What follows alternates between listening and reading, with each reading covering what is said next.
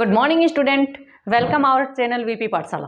तो आइए आज अपन अध्ययन करेंगे भारत के भौतिक विभाजन का। अब देखिए ये अपना भारत है, इसकी सीमाओं के बारे में अपन ने अध्ययन किया, राज्यों के बारे में अपन ने अध्ययन किया।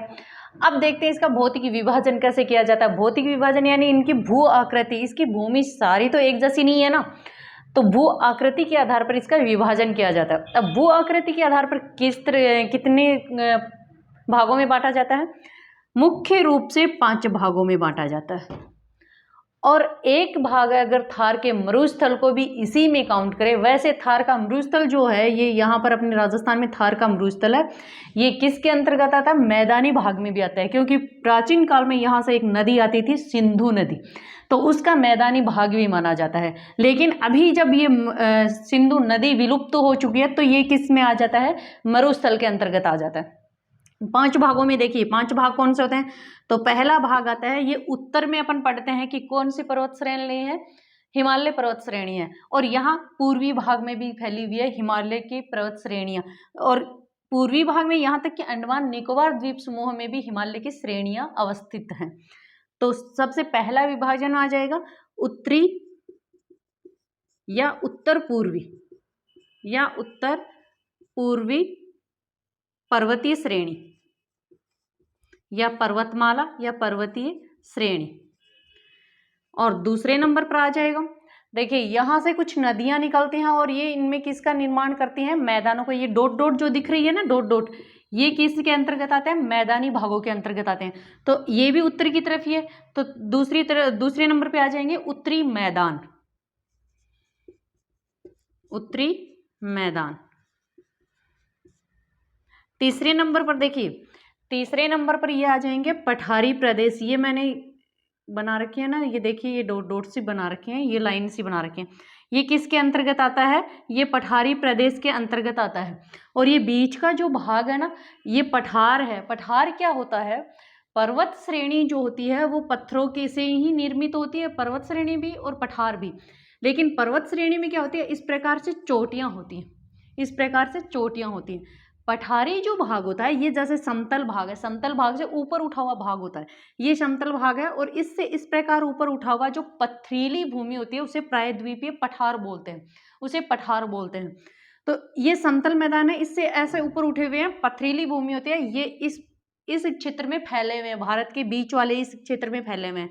तो ये आज इसको अपन बोलते हैं प्रायद्वीपीय पठार। तीसरे नंबर पर आ जाएंगे प्रायद्वीपीय पठार। फिर चौथे नंबर पर देखिए, ये बीच के भाग में प्रायद्वीपीय पठार है। अब देखिए ये तटीय जो प्रदेश हैं इधर भी और यहाँ भी अपन ने पढ़ा था, ये बंगाल की खाड़ी है, इधर इधर अरब सागर है, नीचे हिंद महासागर है, और इनके पास में जो राज्य लगे हुए थे, इनको अपन ने तटीय राज्यों में पढ़ा था। अब ये क्षेत्र जो आते हैं ना पास वाले, ये किसके अंतर्गत आते हैं? तटीय मैदान बोला जाता है इनको, इनको बोला जाता है तटीय मैदान। तो चौथे नंबर पर आ जाएंगे तटीय मैदान। और 5वें नंबर पर मुख्य रूप से आ जाएगा जो द्वीप समूह अपन ने पढ़े थे ना, यहाँ अंडमान निकोबार द्वीप समूह स्थित है और इधर लक्षद्वीप स्थित है, ये द्वीप समूह है, ये आ जाएंगे भारतीय द्वीप समूह है।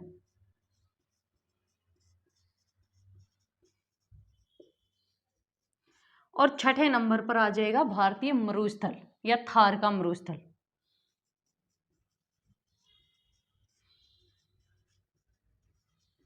भारतीय मरुस्थल या थार का मरुस्थल।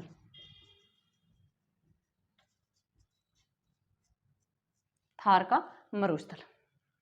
अब देखिए मुख्य रूप से 5 भागों में विभाजन किया जाता है, उत्तरी या उत्तर पूर्वी पर्वतीय श्रेणी। अब पर्वत श्रेणी तो इनमें भी पाए जाते हैं, लेकिन हम किसको पढ़ते हैं? इस पूरे भाग में ही पर्वत श्रेणियां हैं, तो इसको अपन पढ़ते हैं। और यहाँ तो बर्फीली चोटियां हैं, तो यहाँ भी एक मरुस्थल है जो शीत मरुस्थल के नाम से जानते हैं, जिनको अपन बाद में अध्ययन करेंगे नेक्स्ट क्लास में। तो पहला आ जाता है उत्तरी या उत्तर पूर्वी पर्वत श्रेणियां। फिर दूसरे नंबर पर आ जाता है उत्तरी मैदान, क्योंकि ये इन मैदानों को किसके द्वारा सिंचित होता है? ये नदियों के द्वारा, और ये अपन पढ़ते हैं उत्तरी मैदान में। फिर आते हैं प्रायद्वीपीय पठार। प्रायद्वीपीय ये बीच वाला जो भाग है, यहाँ पर ये किससे अवस्थित है? पथरीली भूमि है, ये कुछ ऊपर उठा हुआ है, समतल, ये जो समतल भाग है ना, इनसे कुछ ऊपर उठा हुआ है, पथरीली भूमि है, इसलिए इसको अपन बोलते हैं प्रायद्वीपीय पठार। नेक्स्ट आते हैं 4th नंबर पर तटीय मैदान, यानी इनके तटों के पास में फिर समतल भूमि है। ये बीच का भाग ऊपर उठा हुआ है, पथरीला है, और समुद्र के पास में जो भाग है ना, ये बंगाल की खाड़ी के पास में, इधर अरब सागर के पास में, ये फिर नीचे समतल मैदान है, तो इनको अपन बोलेंगे तटीय मैदान। फिर नेक्स्ट है भारतीय द्वीप समूह। इसकी ये तो हो गई मुख्य भूमि अपनी, ये तो भारतीय मुख्य भूमि होगी। इसके बाद में आते हैं भारत के अंतर्गत कुछ द्वीप समूह है, जो इधर स्थित है, अंडमान निकोबार द्वीप समूह है, और इधर स्थित है लक्षद्वीप समूह है, तो वो आ जाएंगे भारतीय द्वीप समूह के अंतर्गत।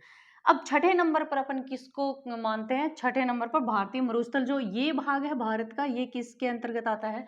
मरुस्थल, क्योंकि इसमें रेतीली मिट्टी, इसमें वर्षा कम होती है, इसलिए इसको अपन मानते हैं भारतीय मरुस्थल, यानी थार का मरुस्थल। अब अपन सबसे पहले अध्ययन करेंगे हिमालय का, उत्तरी या उत्तर पूर्वी पर्वतीय श्रेणियों का अध्ययन करेंगे। अब देखिए, उत्तरी और उत्तर पूर्वी पर्वत श्रेणियों में सबसे पहले अपन पढ़ते हैं, और अपन सब जानते हैं कि कौन सा पर्वत श्रेणी है, कौन सा पर्वत स्थित है? हिमालय पर्वत। तो अपन देखते हैं कि हिमालय पर्वत का उद्भव कैसे हुआ। भारत के ऊपर यहाँ स्थित है एक पठार, जिसे विश्व की छत भी कहा जाता है। यहाँ एक पठार स्थित है, इसे विश्व की छत कहा जाता है, और ये कौन सा पठार है? पामीर का पठार या पामीर ग्रंथि। पामीर का पठार या ग्रंथि। और इस पामीर के पठार से एक पर्वत इस प्रकार निकल रहा है, एक पर्वत श्रेणी ऐसे निकल रही है। इस प्रकार जो पर्वत श्रेणी निकल रही है, इसको क्या बोलते हैं? कुनलुन श्रेणी। कुनलुन श्रेणी। और इस प्रकार जो निकल रहा है, इसको अपन बोलते हैं हिंदुकुश पर्वत श्रेणी। हिंदुकुश पर्वत श्रेणी। और इसी पर्वत श्रेणी से ऐसे निकल रहा है ये अपना कौन सा? हिमालय। यहीं से हिमालय का उद्भव हो रहा है, जिससे अपनी क्या स्थित है? ऊंची ऊंची चोटियां स्थित है। यहीं से हिमालय पर्वत का निर्माण होता है। दूसरा अपन देखते हैं कि हिमालय पर्वत की उत्पत्ति कैसे हुई। हिमालय जो पर्वत की श्रेणियां हैं, उन सबकी एक साथ उत्पत्ति नहीं हुई है, उनकी उत्पत्ति के आधार पर भी 4 भागों में बांटा गया। विद्वानों का मानना है कि उनके अलग अलग कालों में एक के बाद एक का निर्माण हुआ है। तो 4 भागों में निर्माण हुआ है। सबसे पहले परा हिमालय बोलते हैं, जो यहाँ अवस्थित है। उसके बाद में दक्षिण में, उसके दक्षिण की तरफ जिस हिमालय का निर्माण हुआ है, उसका उत्तरी हिमालय के बाद में निर्माण हुआ है, तो उसे महान हिमालय बोलेंगे। उसके बाद में दूसरा हिमालय यहाँ स्थित है, इसको बोलेंगे अपन लघु हिमालय। और इनके बाद में एक और श्रेणी का उद्भव होता है, जिसे अपन बोलेंगे शिवालिक हिमालय। उसको अपन बाद में पढ़ते हैं। अब देखिए, अपन हिमालय की उत्पत्ति पढ़ते हैं कि हिमालय की उत्पत्ति कैसे हुई। क्योंकि यहाँ पहले माना जाता है कि कौन सा सागर था? टेथिस सागर था। ये हिमालय जो है वो टेथिस सागर का अवशेष माना जाता है, टेथिस सागर था। और हिमालय की जो उत्पत्ति है वो टेथिस सागर के गर्भगृह से हुई है। हिमालय की उत्पत्ति ऐसा माना जाता है कि टेथिस सागर के गर्भगृह से हुई। अब देखिए, प्राचीन काल में बहुत पहले यहाँ एक टेथिस सागर था। उस सागर में क्या हुआ? सागर धीरे धीरे सूख गया, जैसे अब अपना अरल सागर सूख रहा है, तो वैसे ही टेथिस सागर जो है सूख गया। उसमें नदियाँ आती हैं, नदियाँ अपने साथ में मिट्टी लेके आती है, अवसाद लेके आती है, और उन अवसादों से कि इसको टेथिस सागर को भर देती है। भरने के बाद में देखिए, अपन जैसे ही एक गड्ढा खोदते हैं, उसमें दोबारा मिट्टी भरते हैं, और उस पर पैर रख के देखिए, वो मिट्टी नीचे धंस जाएगी। या फिर उसको अपन दोनों तरफ से ऐसे दबाएंगे तो वो ऊपर भी उठ जाएगी। दबाना तो अपने लिए संभव नहीं है, अपन उनको दबा तो नहीं, इस प्रकार खिसका तो नहीं सकते। जैसे मानिए लीजिए, ये मेरे पास में एक कागज है। अब इसको मैं दोनों तरफ से, ये मेरे हाथों से देखिए जोर लगाऊंगी। अब हाथ जो है ये कठोर हैं, कागज जो है वो कोमल है, ये देखो लचक रहा है। तो इसी प्रकार टेथिस सागर था, बीच में इधर अपनी भारतीय प्लेट थी, इधर यूरेशियन प्लेट थी। अब ये दोनों प्लेटें धक्का लगा रही हैं, ये इधर से भारतीय प्लेट धक्का लग रही है, इधर से यूरेशियन प्लेट। तो ये देखो कागज ऊपर उठ रहा है। उसी प्रकार हिमालय की क्या होती है? उत्पत्ति होती है। हिमालय टेथिस सागर में जो अवशेष भरे होते हैं वो ऊपर उठ गए। प्लेटें क्या होती है कि अपन देखते हैं, ये इस प्रकार प्लेटें निर्मित हैं अपनी पूरी पृथ्वी के भूखंड पर। और ये प्लेटें, मान लो ये 2 प्लेटें हैं, अगर ये प्लेट ऊपर की तरफ खिसक रही है, ये प्लेट नीचे की तरफ खिसक रही है, तब तो यहाँ किसका निर्माण हो जाएगा? झील या सागर का निर्माण हो जाएगा। तब तो यहाँ गहरी खाई बन जाएगी और उसमें पानी भर जाएगा, तो किसका निर्माण हो जाएगा? झील या गहरी खाई का निर्माण हो जाएगा। अब मान लो ये प्लेटें जो है आमने सामने खिसक रही हैं, ये प्लेट इधर आ रही है और ये प्लेट जो है ये ऊपर की तरफ जा रही है। इसी प्रकार अपनी ये मान लो भारतीय प्लेट है, ये तो है भारतीय प्लेट, और ये ऊपर वाली है यूरेशियन प्लेट, ये यूरेशियन प्लेट है। अब यूरेशियन प्लेट भारतीय प्लेट की तरफ खिसक रही है और भारतीय प्लेट जो है वो यूरेशियन प्लेट की तरफ खिसक रही है। बीच में ये जो अवशेष भरे हुए थे ये किसके थे? टेथिस सागर के। यहाँ पहले टेथिस सागर था, वो भर गया था मलबे से। ये दोनों आपस में खिसक रही है, तो यहाँ किसका भूसन्नति से किसका निर्माण होता है? हिमालय पर्वत श्रृंखला का निर्माण होता है। इनसे हिमालय पर्वत श्रृंखला का निर्माण होता है और इसको अपन बोलते हैं प्लेट विवर्तनिकी सिद्धांत। जो हिमालय से संबंधित प्लेट विवर्तनिकी सिद्धांत किसने दिया था? हैरी हेस ने दिया था। हैरी हेस नामक विद्वान थे जिन्होंने प्लेट विवर्तनिकी सिद्धांत दिया था।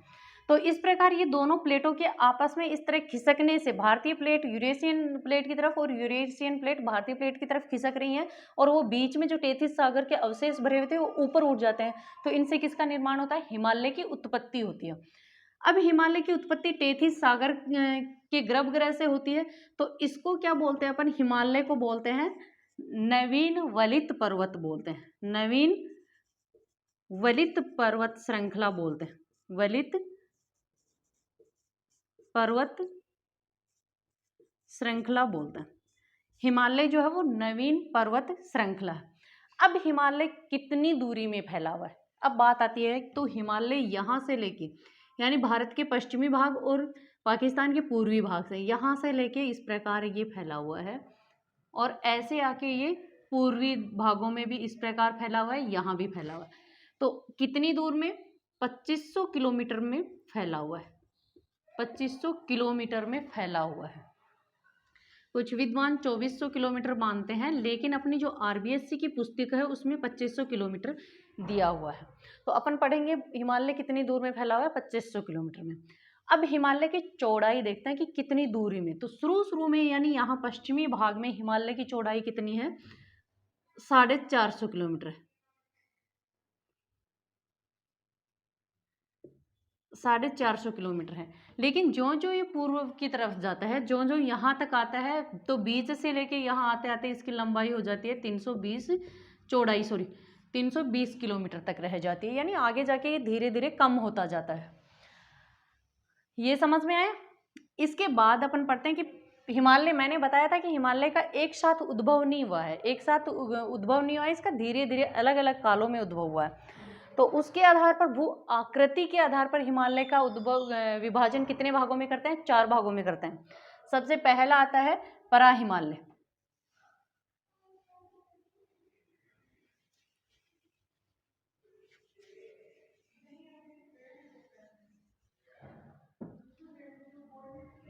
सबसे पहले आता है परा हिमालय, इसका सबसे पहले उद्भव होता है और ये यहाँ सबसे पहले यहाँ स्थित है, यानी भारत के उत्तरी भाग में स्थित है। फिर दूसरे नंबर पर आता है महान हिमालय, और फिर तीसरे नंबर पर आता है लघु हिमालय, और चौथे नंबर पर आता है शिवालिक हिमालय। शिवालिक हिमालय, इस प्रकार 4 भाग होते हैं: परा हिमालय, महान हिमालय, लघु हिमालय और शिवालिक हिमालय। उसके बाद में देखते हैं कि क्षेत्रों के आधार पर इसका वर्गीकरण। क्षेत्रों के आधार पर भी जैसे अपन पढ़ते हैं ना, कुमाऊं हिमालय, कश्मीर हिमालय, हिमाचल हिमालय, तो सिक्किम हिमालय, अरुणाचल प्रदेश में भी फैले हुए हैं, डाफला की श्रेणी, ये सब पढ़ेंगे अपन अगली क्लास में। परा हिमालय में कितना क्षेत्र आता है? परा हिमालय जो है वो टेथिस सागर के अवशेष माने जाते हैं, कौन कौन सी इनमें चट्टानें पाई जाती हैं, इन सब का अध्ययन करेंगे अपन नेक्स्ट क्लास में। Okay guys.